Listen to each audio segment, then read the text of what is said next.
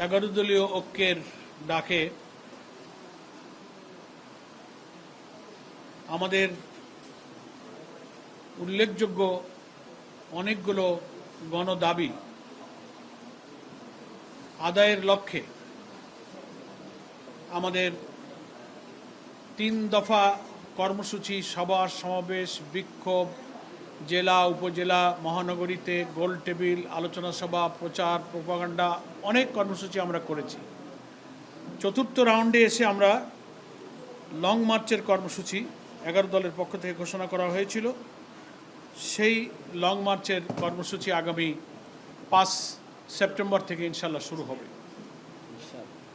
আমরা আজকে press briefing করছি এই লং মার্চ 11 দলীয় ঐক্যের, কিন্তু এটা বাস্তবায়নের জন্য জামাত ইসলামের যে প্রস্তুতি, দল হিসেবে 11 দলের শরিক দল হিসেবে জামাত ইসলামের প্রস্তুতি সম্পর্কে আপনাদেরকে আমরা জামাত নেতৃবৃন্দের পক্ষ থেকে, আমির জামাতের পক্ষ থেকে আমরা আপনাদেরকে অবগত করাবার জন্য আজকের এই প্রেস ব্রিফিংয়ের আমরা আয়োজন করেছি।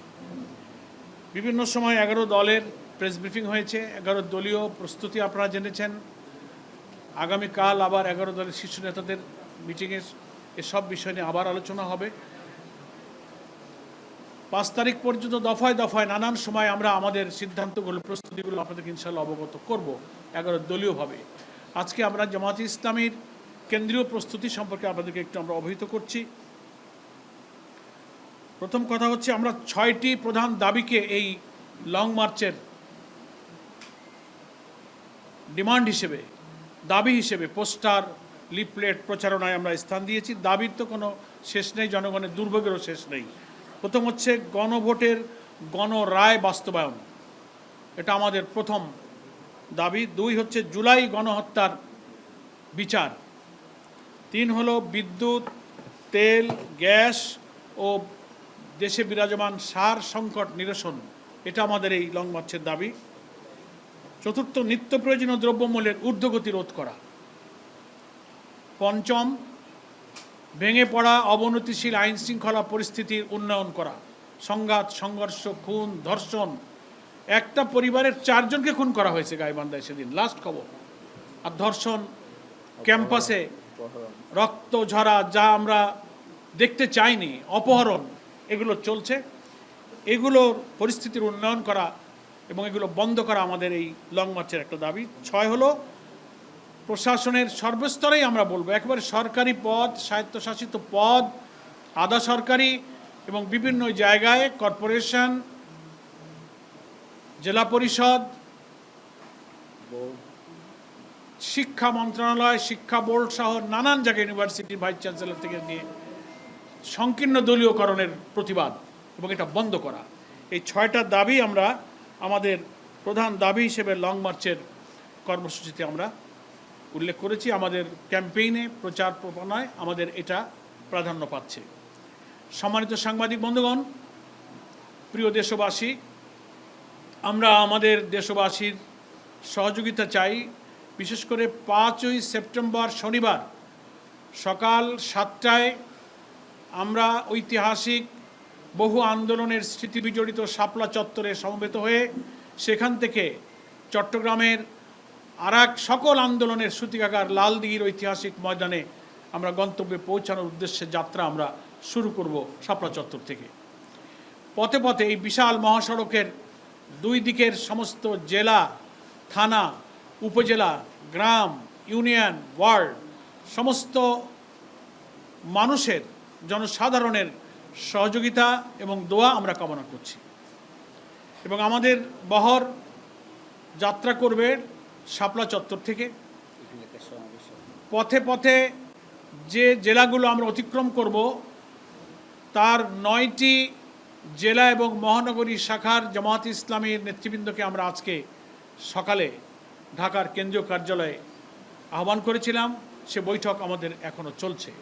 জামাতের এই 9টি শাখা, একেবারে ঢাকার পরে নারায়ণগঞ্জ থেকে শুরু করে মুন্সিগঞ্জ, কুমিল্লা, ফেনী, তারপরে একে একে এসে আপনার চট্টগ্রামের মহানগরী জেলা সংশ্লিষ্ট 9টি শাখাকে আমরা অন্তর্ভুক্ত করে তার আমির নেতৃবৃন্দ, ইসলামী ছাত্র শিবিরের নেতৃবৃন্দ, শ্রমিক নেতৃবৃন্দ সকলেই সকাল 10টা থেকে এই লং মার্চ প্রস্তুতির বৈঠক এখনও চলছে।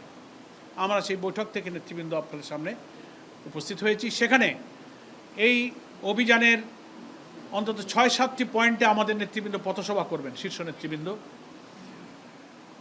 সেই সব পথসভা সফল করা, এই বিরাট লং মার্চের যে কাফেলা চলবে সেখানে হাজারের ঊর্ধ্বে গাড়ি এই লং মার্চে সংযুক্ত থাকবে ইনশাআল্লাহ কমপক্ষে। আর পথে পথে তো নানান গাড়ি যুক্ত হতে থাকবে হাজার হাজার, যেটার কোনো পরিসংখ্যান হয়তো এক্ষুনি আমাদের কাছে নেই, তখনও হয়তো থাকবে না। স্বতঃস্ফূর্ত জনগণ আমাদের এই কাফেলা ইনশাআল্লাহ যোগ দেবে। লং মার্চের নিরাপত্তা, লং মার্চের যাত্রীদেরকে সুশৃঙ্খলভাবে এই যে সকাল 7টায় শুরু আর রাত 10টা-11টায় লালদিঘিতে সমাপ্ত হবে, এই লং টাইমে কি কি সমস্যা মুখোমুখি আমরা হতে পারি সেগুলো বিস্তারিত গাইডলাইন এখন দেওয়া হচ্ছে।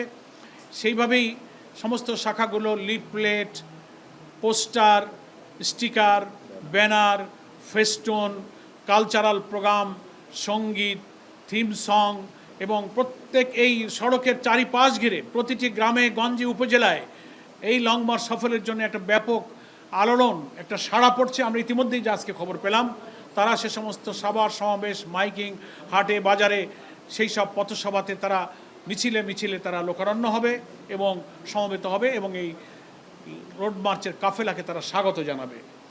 আমরা এই রোড মার্চের ডিসিপ্লিন সম্পর্কে অনেকগুলো বিভাগ করেছি, অভ্যর্থনা বিভাগ করেছি, মেডিকেল বিভাগ করেছি, পরিবহন বিভাগ করেছি, আমরা প্রকাশনা, তারপরে আইটি বিভাগ, স্বেচ্ছাসেবক বিভাগ, সাংস্কৃতিক বিভাগ, নিরাপত্তা বিভাগ, তারপরে প্রশাসনিক যোগাযোগের বিভাগ, চিকিৎসা বিভাগ, সংশ্লিষ্ট ট্রান্সপোর্ট পরিবহনের বিভাগ, আমরা এই সব বিভাগে বিভাগে আলাদা আলাদা দায়িত্ব ভাগ করে দিয়েছি।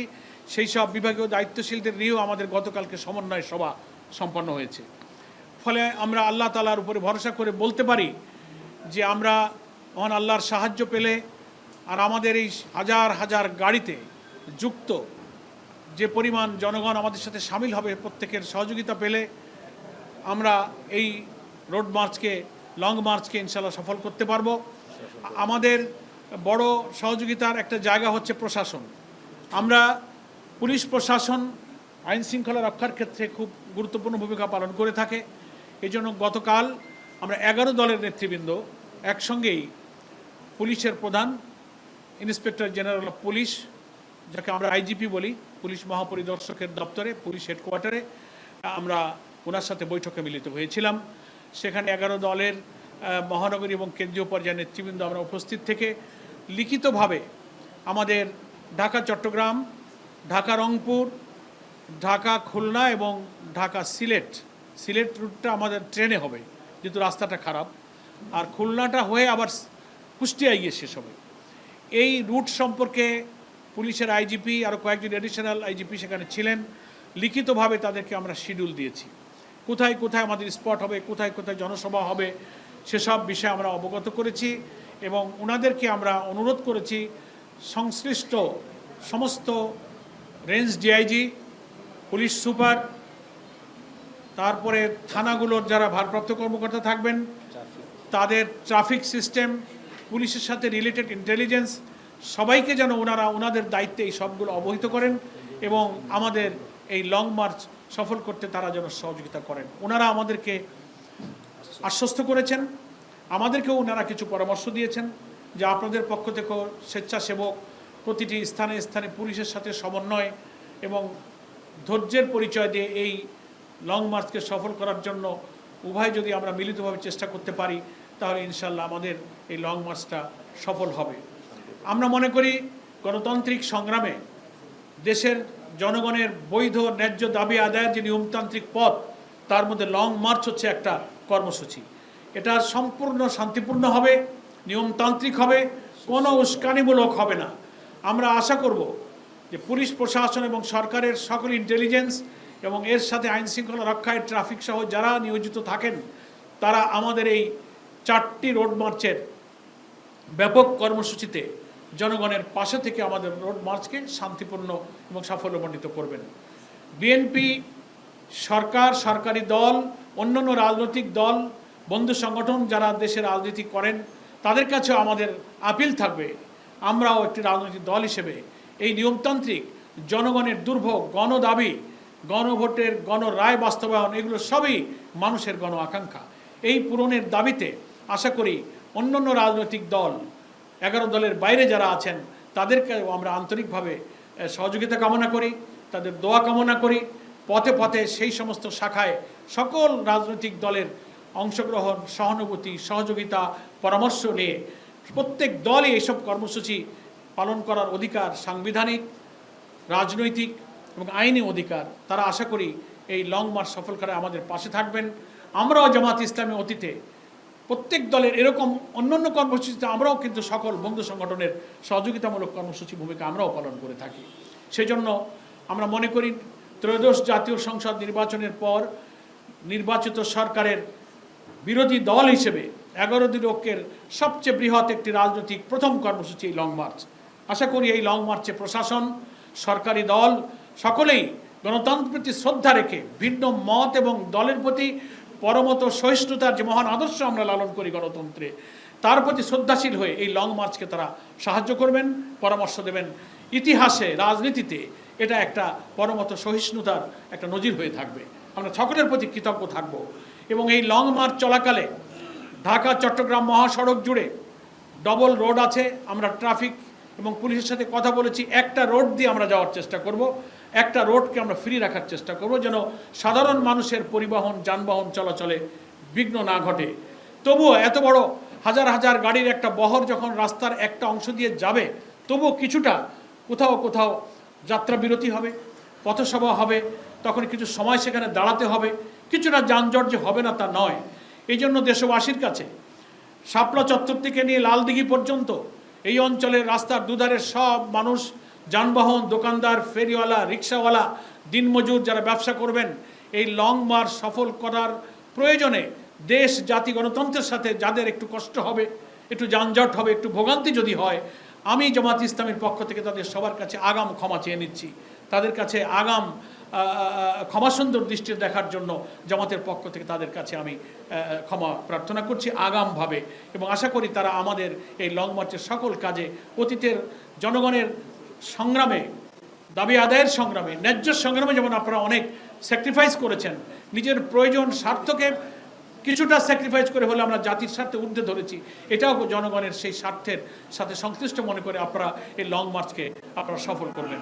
এই আহ্বান আমরা আজকে এই গণমাধ্যম কর্মীদের মাধ্যমে দেশবাসীর কাছে, আমরা মিডিয়ার কর্মীদের কাছে আমাদের স্পেশাল সহযোগিতার আবেদন যে আমরা আপনাদের প্রতি চিরকৃতজ্ঞ যে প্রতিটি সংকটকালে দেশের জন্য, জাতির জন্য, ইভেন জামাত ইসলামী সহ বিভিন্ন সময়ে যারা গঠনমূলক রাজনীতি করেছে, আপনারা তাদের জন্য কলম ধরেছেন।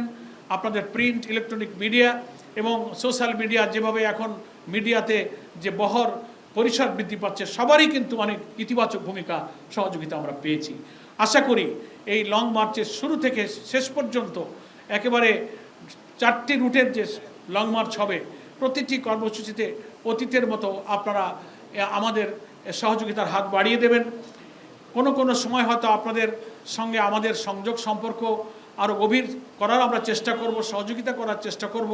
কোথাও যদি কখনো ব্যস্ততা অথবা কমিউনিকেশন গ্যাপের কারণে আপনারা কখনো একটু অসুবিধা বোধ করেন, আমাদেরকে জানাবেন। আপনাদের অনেক সময় আমরা খোঁজ নিতে পারি না, অনেক কষ্ট আপনাদের হয়, অনেক প্রশ্ন আপনাদের থাকে। তার জন্য আপনাদেরকে আমি আগাম ক্ষমাসুন্দর দৃষ্টি কামনা করে, আপনাদের সবার সহযোগিতা কামনা করে আজকে এই 11 দলের লং মার্চের ব্যাপারে বাংলাদেশ জামাত ইসলামের প্রস্তুতি সম্পর্কে অবহিত করে আমি আপাতত আমার বক্তব্য এখানেই শেষ করছি। মহান আল্লাহ তাআলা দেশ জাতির কল্যাণে যে গুরুত্বপূর্ণ 6টি দাবিকে উচ্চকিত করে দেশবাসীকে, সরকারকে এই দাবি মেনে নেবার আহ্বান জানানোর নিয়মতান্ত্রিক কর্মসূচি হিসেবে এই লং মার্চকে আমরা হাতে নিয়েছি।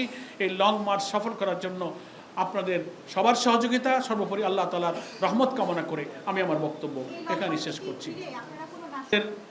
কাছে শেষ পর্যন্ত এ পর্যন্ত এরকম কোনো আশঙ্কা বা অন্য ধরনের কোনো নেগেটিভ কোনো খবর, ইনফরমেশন আমাদের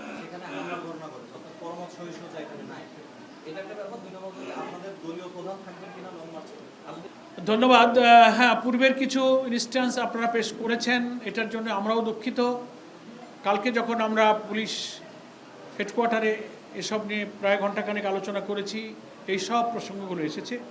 ওনারা আশ্বস্ত করেছেন যে ইনশাআল্লাহ আমরা উভয় দিকে যদি কোঅপারেটিভ থাকি তো এইসব প্রবলেম ইনশাআল্লাহ হবে না। জনগণের মধ্যে গণতান্ত্রিক চেতনা, পরমত সহিষ্ণুতার চেতনা ইনশাআল্লাহ বেড়েছে। আমরা সে ব্যাপারে আন্তরিক এবং ধৈর্যশীল থাকব। সেকেন্ড হচ্ছে যে এই লং মার্চে 11 দলের প্রত্যেক শীর্ষ নেতা ইনশাআল্লাহ উপস্থিত থাকবেন। আমাদের জামাত ইসলামীর সম্মানিত আমির, বিরোধী দলের পার্লামেন্টের যিনি আমাদের leader doctor Shafiqur Rahman MP, তিনিই থাকবেন শীর্ষভাগে।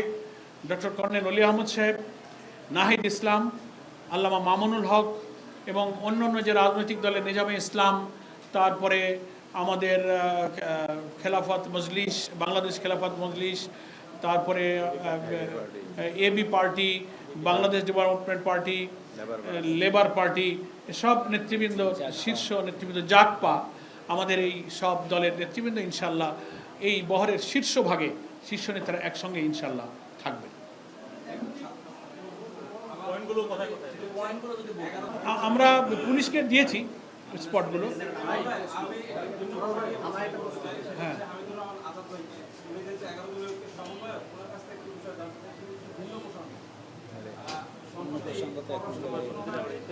আমার মনে আজকে থাকুক এই পলিটিক্যাল সাবজেক্ট।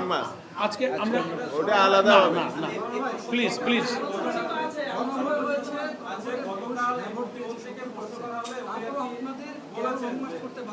আমি একটু রিকোয়েস্ট করি, আমরা এই সাবজেক্টে প্রয়োজনে সেপারেট কথা বলবো। আজকে একেবারে এক্সক্লুসিভলি লং মার্চ ইস্যুতে আমাদের ব্রিফিং। আমাদের এই ব্যাপারে এক একটা বিষয় কিন্তু আমাদের মতো আদর্শিক দলের প্রধান যিনি থাকেন আমির জামাত সহ সেন্ট্রাল অ্যাপেক্স বডির একটা পলিসি থাকে। আমাদের কথাবার্তা সেই সব ফোরামে একটু নীতি নির্ধারণের বিষয়ে আলোচনা করা ছাড়া সিঙ্গেল কমেন্ট করাটা আমরা সমীচীন মনে করি না। আমি দুঃখিত, আজকে আমরা এই ব্যাপারে কথা বলছি না। আর প্রশ্ন এদিকে একজন করছেন, সেটা একটু উত্তর দিই লং মার্চের সাথে একটু অ্যান্সার দিয়ে দিই। সে বলছে যে গণভোটের গণরায় কার্যকর করার জন্য হা ভোট জয়যুক্ত হলো, এখনো কেন লং মার্চ আপনাদের করতে হচ্ছে? প্রশ্ন, গুরুত্বপূর্ণ প্রশ্ন। কেন করতে হচ্ছে গণমাধ্যম কর্মীদের এটা জানা আছে। দুঃখজনক হলেও ক্ষমতাসীন বিএনপি সরকার তারা এই গণভোটকে অস্বীকার করছে। তারা এটাকে সংবিধান বিরোধী বলছে। 2025 সালের 13ই নভেম্বরের প্রেসিডেন্সিয়াল অর্ডারকে চ্যালেঞ্জ করে বলছে এই আদেশ রাষ্ট্রপতি দিতে পারেন না। তারপরে সংবিধান সংস্কার পরিষদের শপথ নেওয়ার বিধান সংবিধানে নাই। তো এই সমস্ত সাংবিধানিক প্রশ্ন তুলে সংবিধানের ভুল ব্যাখ্যা দিয়ে একটা বিভ্রান্তি তৈরি করে আলটিমেটলি গণরায়কে এড়িয়ে যাওয়া হচ্ছে। ফলে পার্লামেন্টে আমাদের যিনি লিডার অফ দি অপোজিশন এবং 11 দলের এমপিরা প্রচণ্ড চেষ্টা করছেন, 68 ভিত্তিতে নোটিশ দিয়েছেন, বারবার বিতর্ক হচ্ছে, নিষ্ফল আলোচনা কোনো শেষ নেই। তো আমরা রাজনৈতিক সাংবিধানিক সব বিতর্কের জায়গা পার্লামেন্ট, এটা আমরা বিশ্বাস করি। এখনও চাই যে পার্লামেন্টে একটা নিষ্পত্তি হোক। যতক্ষণ তা হচ্ছে না ততক্ষণ নিয়মতান্ত্রিক গঠনমূলক কর্মসূচি দিয়ে আমরা যে 70% জনগণ হা বলেছে, আমরা সেই জনগণের সাথে রাজপথেও আমরা থাকতে চাই। তবে আমার এই প্রোগ্রামটা হবে কনস্ট্রাকটিভ এবং রেসপন্সিবল। Thank you.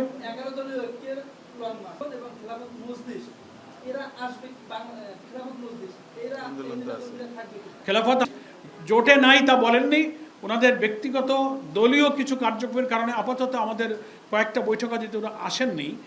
তো আমরা আশাবাদী দেশের প্রয়োজনে জনগণের গণতান্ত্রিক আন্দোলনে ওনারা আমাদের সাথে থাকবেন, আমরা আশা করি। সকলকে ধন্যবাদ। আসসালামু আলাইকুম।